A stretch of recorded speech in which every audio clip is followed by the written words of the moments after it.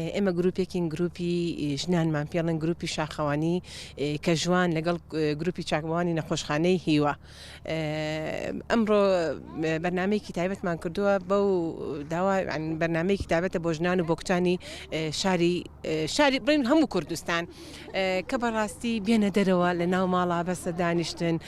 لێ یەکێک لە چالاکیەکانمان بۆ ڕۆژی ڕوبەڕبوونەوەی تونند و توێژی چەند ڕۆژەی ڕوبەڕبوونەوەی تونند و توێژی کە لە 25 نۆڤەمبەرەوە دەستی پێ کردووە تاوەکو دەی 12 بەردەوام بێ مەبەستمان بوو بەدەر لە چالاکی قسەکردن و سیمینارات و ئەوانەی کە ئەکرێت لە ژوورەکانە و لە هۆڵەکانە مەبەستمان بوو چالاکێکی وەرزشی ئەنجام بدەین.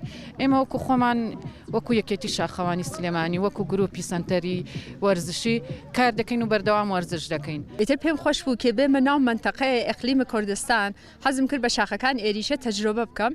تقریبا هەر ساڵم من هام لێرە حەزم کرد کە لێرە نیشان بە وەختێ متوەجێ بووم کە لێرە شاخەوانمانیە بەڕاستی هین ژنمان نییە. بعد ئیتر من تەلاشم کرد وردە بعد هەر ساڵ ئایسا من 2000 نەفرم یعنی شاخم پیان ناسانگە.